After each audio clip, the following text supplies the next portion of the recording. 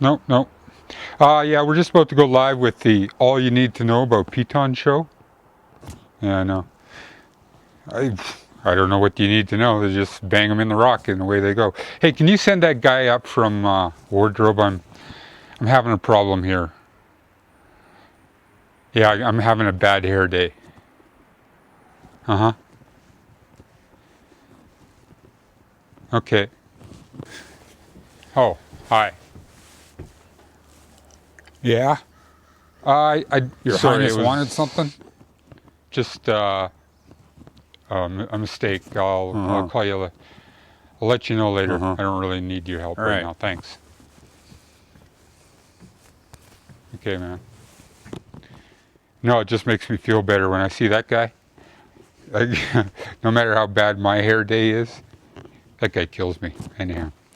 Yeah, no, just send this show out the way it is because I don't have time to do any editing or anything. So, yeah, I know what I'm doing. Don't worry about it. All right, catch you later. Another use for pitons in the backcountry is they'll make a good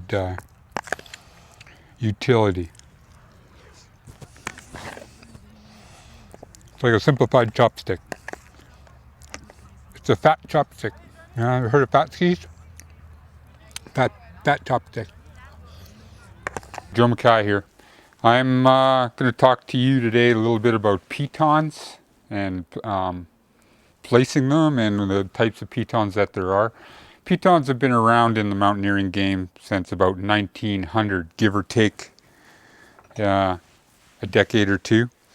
And nobody knows who the first sort of whatever farmer that guides a little bit in the summertime, you know, built a peg, pounded it in, and then probably thought he was all that. And a piton is basically just that, an iron peg with some way of attaching a carabiner to it so that you can anchor yourself to it. And you use them either as direct aid or for protecting yourself where other gear might not fit quite so well. The first pitons to come out were out of Europe, and they were generally made of real soft metals. And so you couldn't use them, you know, more than 2 or 3 times at the very most. You know, and this would be like these kind of pitons that we still see these around here in the Rockies quite a bit because a lot of European influence in the early part of the mountaineering game. Then here's a couple of interesting pitons. They're old Stubai's sort of channel angles, whatever, but they look like they'd be pretty good. In the 1960s, pitons were started to be made in the United States, and they evolved a little bit. They went from being made from soft metals to metals that were much harder out of necessity because the climbing there was focused in Yosemite on the big walls, and that hard granite wasn't going to put up with some soft iron pitons. So a few guys started to make them out of the back of their cars. Yvon Chouinard is one of them, and started the Pacific Iron Works Company, which later became Black Diamond, which we all know, and Patagonia. So Yvon did pretty well out of the whole deal. A little bit of history there for you. Knife blades. Use the classic, this is a classic knife blade. It's called the Bugaboo, and you get them in shorter lengths, longer lengths, and it's for fitting in those thin seams, granite cracks, and hence the Bugaboos, which is great granite climbing. So when I pound it in, you can hear it getting firmer.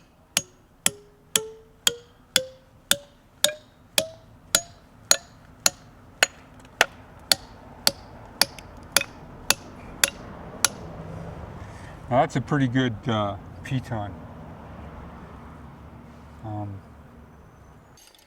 And let's just have a look and see what it looks like if we clip a draw to it. So see, that's not too good, but what we can do is just flip that over, and seems to work pretty well. Okay, these angle pitons, you know, this is quite about as large as exists anymore, and even those aren't very practical because cams in modern climbing gear pretty much replaced a lot of what we use pitons for.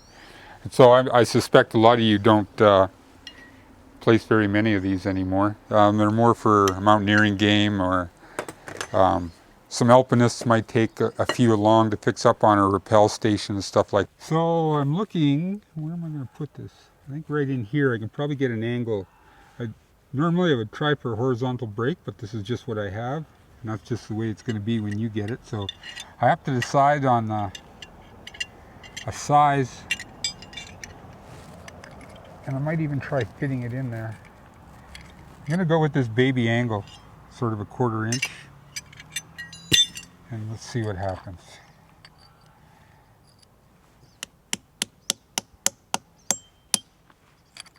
Ooh, you're starting to hear that church bell ring.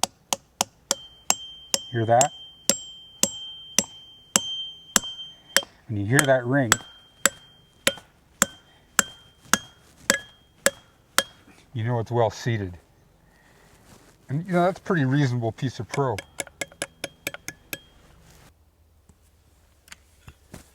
Okay, so every once in a while you'll get a pin that'll bottom out on you and won't go all the way in.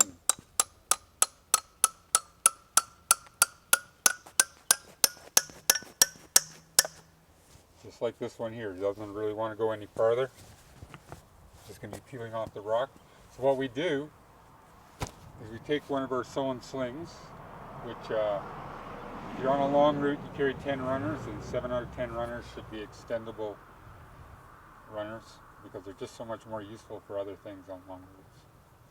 And then we do a girth hitch, or a clove hitch I should say, around the pin and get it as close as possible to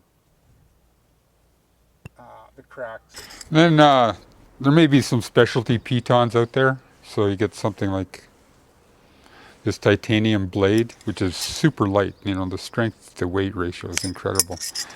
And these wedges with holes drilled in to facilitate not only for weight but place to tie off as you get it in. So if you're going on a mountaineering trip and you're basically, you know, doing light mountaineering, but you might place a pin or two to fix up a rappel or something like that, then you might consider carrying a lightweight hammer like this little stew-by in the group, you know, as into your group gear. But if you're doing if you really are doing any real work, you're going to have to get something that's a little bit heavier and does some work, because you got to pull those pins out, right? So this is kind of a sort of mediocre wall hammer, and Black Diamond still makes some really good hammers, and a couple other companies in Europe make some really skookum wall hammers. Okay, let's try and get this bugaboo out using the same technique. So first and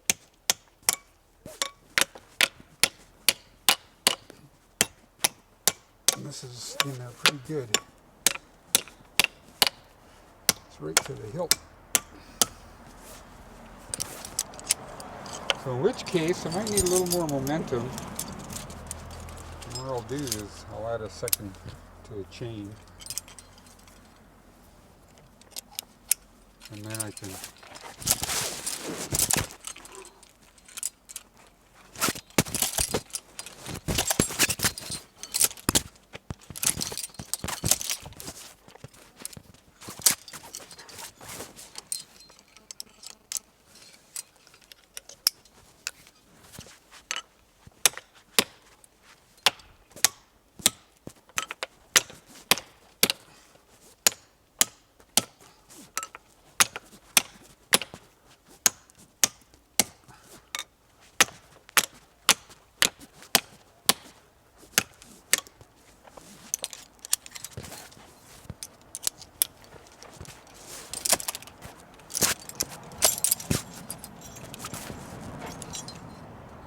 they all come eventually. Thanks, and hey, thanks to you guys who donated at mountainguide.com. That really helps out, you know. $5 is $5, and stay-at-home dad. I sure appreciate it. So thanks to you guys.